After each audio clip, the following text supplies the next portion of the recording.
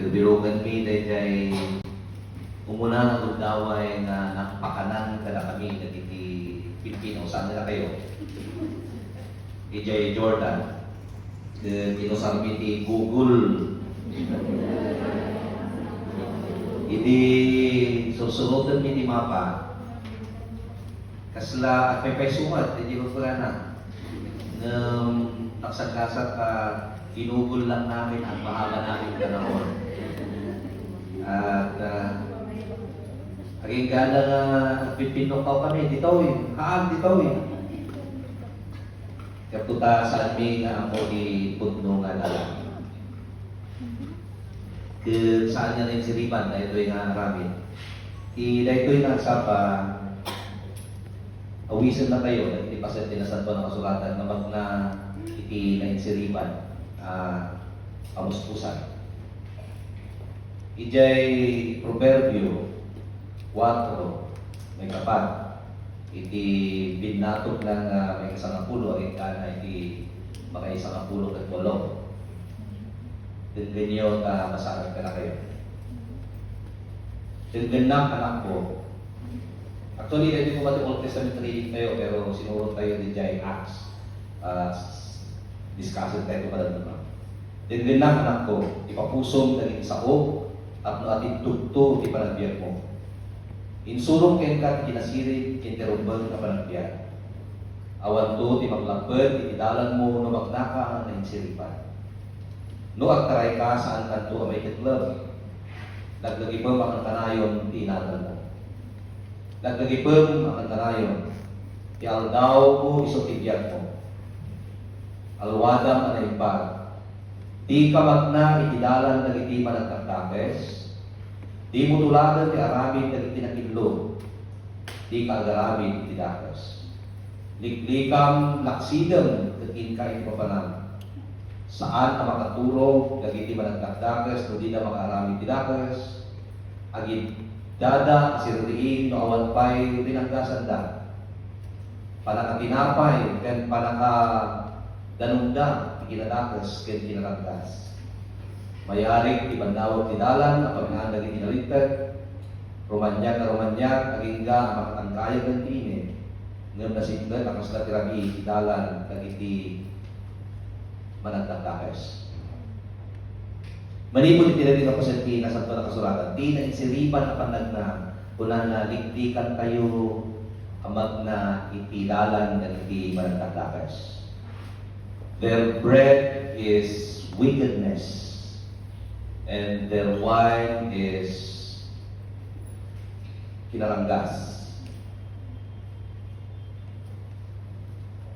May palagip ka na tayo na ito yung pasyente na sa ito na kasulatan, idikit na na ito tayo sa Kristo, siyak tidalan.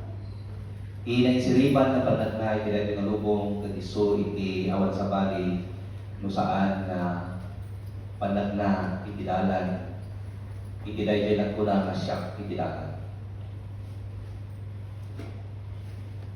No, mga ganyo na ito na pasyente na sa ito na kasulatan, John 14, 1 to 14.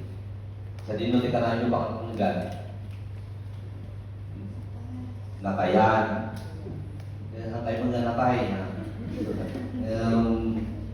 Di ka na yung na mensahe mong mga tayo dyan natayan. Dahil ito'y katsako nga pangliliwa. Ngam, no ka na yung nakasut interpretasyon tayo, malimtawan tayo, malabsan tayo, mabukaw tayo, dahil dyan napatag na esensya dahil na teksto. Para ito'y kapasya tinasanto ng kasulatan, inyadal na ito tayo ng Kristo kada inyadal na sakbay na awatan, iti pa ng sagaba. At ibagbaga na kalagwada na masapol ng sagaba, masapol ng mataya, masapol ng mayroon sa ating krus. Kaya talagang kasawan, ibaga na saan kayo madalagan, saan kayo malribukan, ikayat na nga pagdalanan na ito'y naadalan. At awatan na ikinabudnong. Kakalitan na nga isudan, awatan na ikinabudnong. He is challenging them to accept the reality na isuna at mailan sa krus. Saan na nga liwliwa nila? Saan na nga maliliwa? Dagiti saan na nga maawat ni kinabudnong? Kasano nga liwliwaan nga, hindi tayo tao ako na nga pudno na tayo na ng pasto, matulog laan. Tuno na yung balsamon. Kasano nga liwliwaan, hindi saan na nga maawat yung kinapudno. So nga tayo ito'y may isang challenge kada hindi alala na. Kaya may kadwa kinuna na saan kayo mamadanagan, saan kayo maribugan kayo na at sagana. Iti pagkanan. Paadutin kwarto, iti balay amak at sadyay alahan kayo ito. Kapno, at nalin kayo isitong pagkatanayon. Nagpitas na ng ganyan, kapsat. Makaliliwa ka ng ganyan, kadwa kayo ito na Apo Diyos, pagkatanayon. Sino ti kayat na kadwa ng pagkatanayon na Apo Diyos? Amen. Ngam adda ti malabsat tayo dito yung tangkanayon, adda ti mariklipakan tayo. Nung unahan niya Apo Diyos na alain na tayo, kadwa na tayo itong nagkanayon, iti pagtanan na, masapong adda panawan tayo. Haan? Tayo ito'y tata. Challenge. Kitain niyo.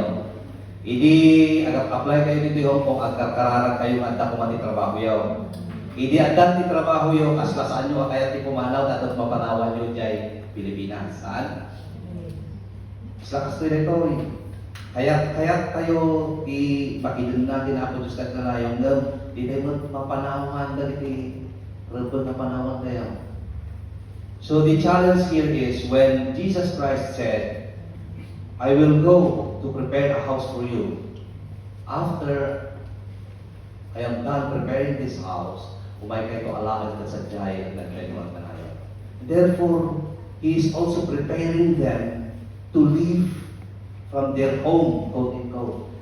Awisin na ita, kapalitan na ita, mapanawan na nagti pagkananda. It's either tayo nga pagkanan, ti comfort or discomfort. Kada gini saan nga naragsak, kada gini pagkananda, ay ragragsak na nagsumurot din Apo Jesus. Ngam ka nagsalungay, nagiti naragsak, kada gini pagkananda. Isukuna na minsan, nagiti adalan. Ayaban na nagiti adalan, ako na nagiti adalan, because they have their comfort in their homes. Apo, umayak, sumurot akin ka, ngamintak ka di ba, ibon po ni tatang ko. Inati ko na Apo Jesus, bayang dagiti pinatay, ibon po na dagiti pinatay da. Kuna na di ba sa, Apo, sumurot akin ka, ng bayang tagipaya, na hinak pa kasara. Because of the comfort, leaving behind. Kasi J.P.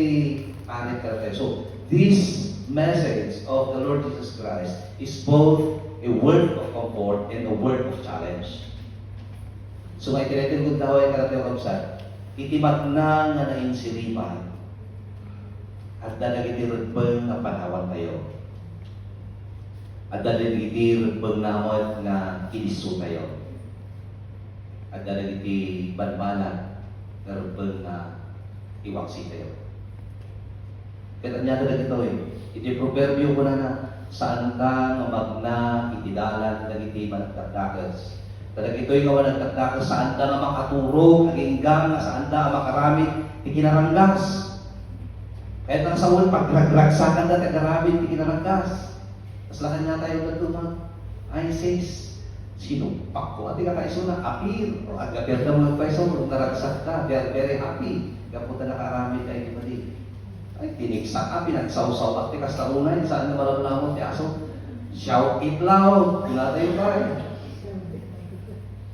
Kaputa, pagragsakan, dagiti naranggas, ikinalakas. Himag na kinasirip na road, kay susuro na po tayo ng Yesu Kristo, kagliglikan na gito'y. May kadwa, himag na ngayon siripan. Hindi ko na I am the way. I am the truth. Himag na ngayon siripan, kapsat, magna kalagiti kinabugno. Ijay ibasa tayo tayo di Arabic, wano ijay muna nga Pedro. Inikakasin niya lang dyan na mayawawan ko na. Madagdag sa amin na mataktakan. Yung muna nga Pedro, masarakan dyan daan na tulad niya.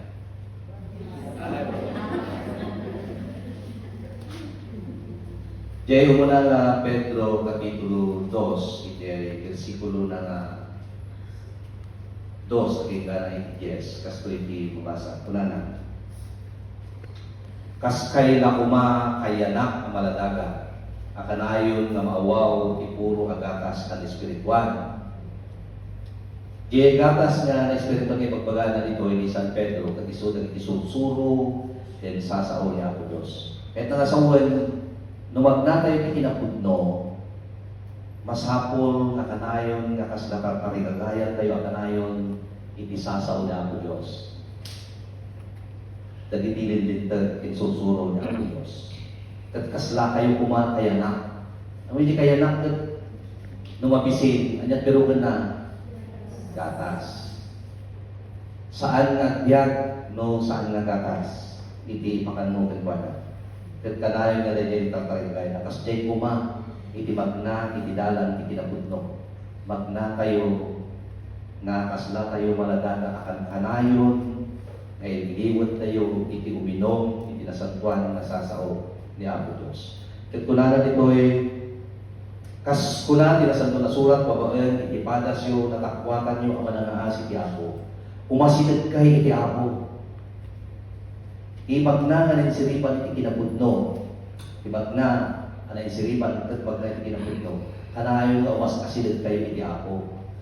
No kasan kasidad yo iti kayam yo, kasan kasidad yo iti mayor, kasan kasidad yo iti gobernador, iti natumpay, nas kasidad kayo kumapay iti Apo.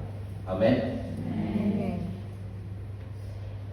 Kapatikas ka at dapay ko mga magmag na iti kinapudno.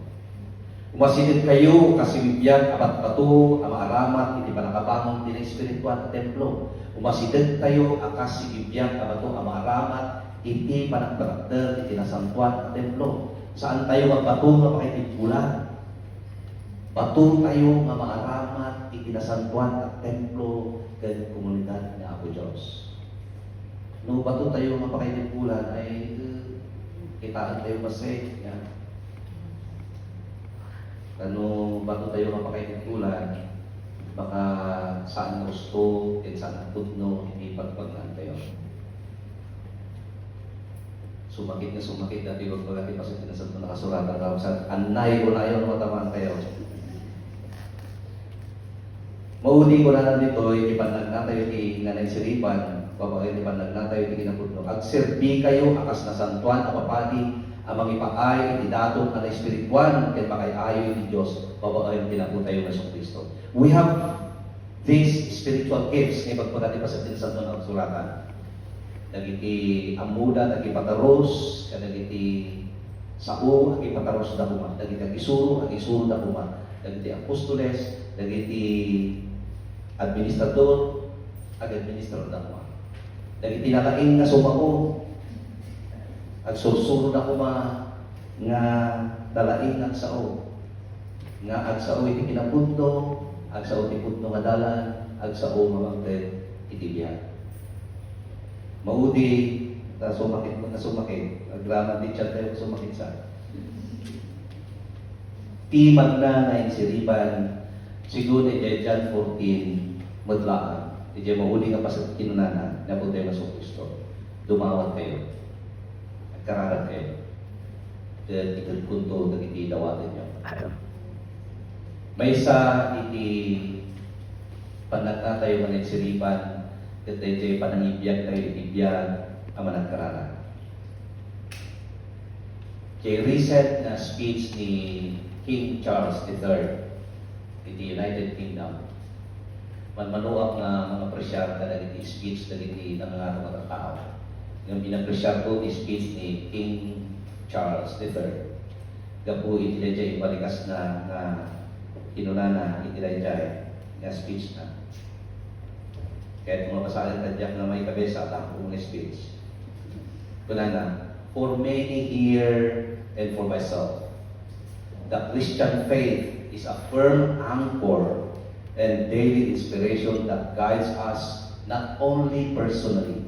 Kada iti amin nga ditoy ti na Kristiyanuan kapamati ket nalagda na angkla iti naldaw panagbiag kayo ket mangted inspirasyon kada tayo mangidalan kada tayo sa adlaen nga itibukod tayo nga panagsayaat nuliket ti panagsayaat ti komunidad Pampabuklan. Having devoted a large part of my life into interfaith relationship and greater understanding, it is that faith in the triumph of life over darkness which I found confirmed countless times. Babaen, itinay ko pagmati, dan ipanakirelasyon ko, kadang duman na panagnaga, itisaanan na mabilang at kundaway, at ilawat, kanayon, at balegi, laban, inasiklan. Through it, I am inspired by the profound respect that develops as people of different faiths grow in their understanding of each other.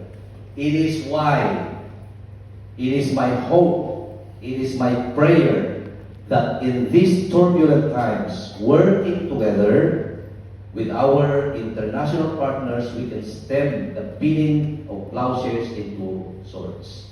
So kapuna makararag ko, ang tarikagay ko, ang ititenga, itigay ito na naribok, alulubog-lubog, datayo at trabaho tayo kumanga kay kaysa as partners, tapno papasardeng, iti pa nakapanday, nagiti armas, itigay ito alulubog. It is my hope and my prayer.